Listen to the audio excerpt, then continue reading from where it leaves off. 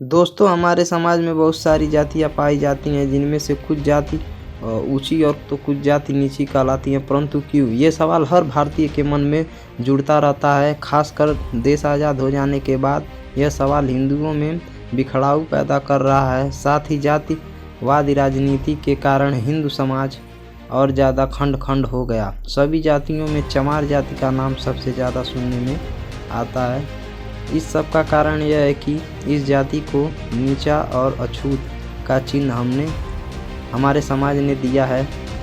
हिंदी ग्रंथ के अनुसार सभी मनुष्यों को ब्रह्मा जी ने उत्पन्न किया है, इसलिए सभी बराबर है। किसी भी धर्म ग्रंथ में जाति का उल्लेख नहीं है। फिर आखिर क्यों और कब से जातियों का विभाजन शुरू हुआ और जाति को अछूत और नीच किसने घोषित किया? क्या है चमार जाति का इतिहास, जानेंगे आज के वीडियो में। दोस्तों, अगर आप एक हिंदू हैं तो इसके इतिहास को समझना आपका फर्ज बनता है।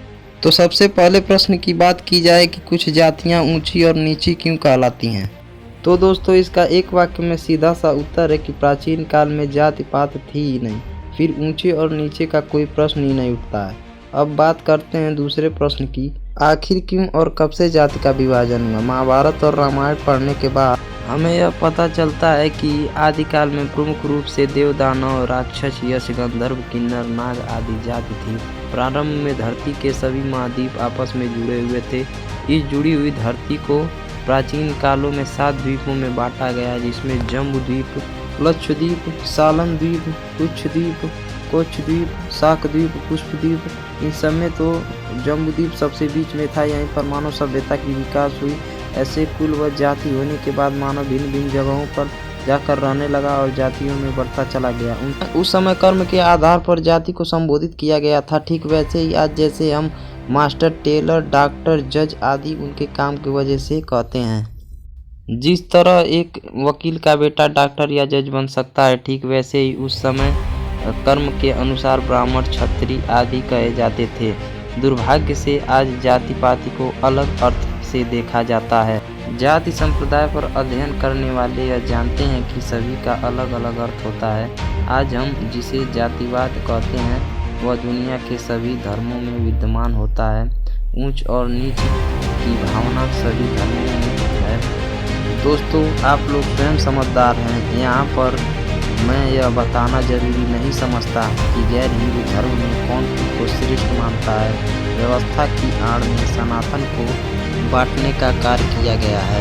शुरुआत में हम सुर और असुर में बदलते चले गए, उसके बाद ब्राह्मण और शूद्र में बदलते चले गए। इस दौरान लोगों ने अपने वंश चलाए, वंश समाज में बदलते चले गए। वास्तव में इन सभी का धर्म से कोई लेना देना नहीं। मित्रों, अब बात करते हैं तीसरे प्रश्न की कि आखिर चमार जाति को नीच और अछूत किसने घोषित किया। दोस्तों, आज के समय में जिन्हें चमार कहकर बुलाया जाता है, पुराने इतिहास में इनका कहीं भी उल्लेख नहीं है। ना ही प्राचीन काल में इस शब्द को पाया गया और ना ही इस नाम की कोई जाति थी। चमार शब्द का प्रयोग सबसे पहले सिकंदर लोधी ने किया था।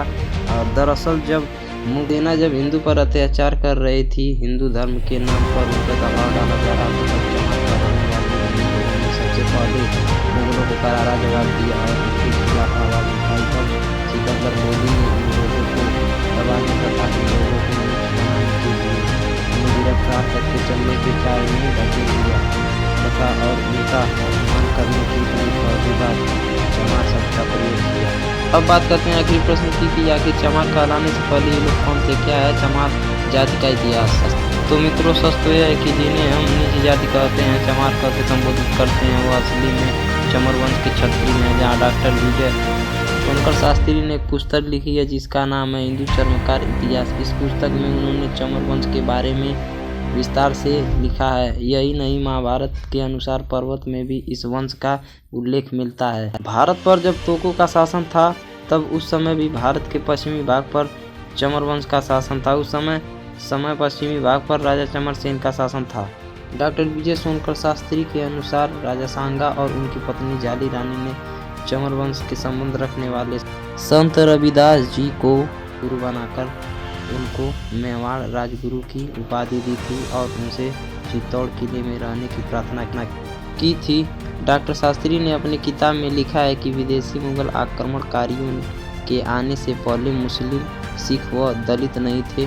जिन्हें आज हम दलित कहते हैं, वे सब आंतरिक लड़ाई के कारण धीरे धीरे क्षत्रिय समुदाय से दूर होते चले गए और इनकी गिनती धीरे धीरे निम्न और क्षुद्र जातियों में की जाने लगी। मित्रों, संत रविदास चित्तौड़ के किले में कई महीने रहे थे। उनके महान व्यक्तित्व से प्रभावित होकर बड़ी संख्या में लोगों ने उन्हें अपना गुरु माना था।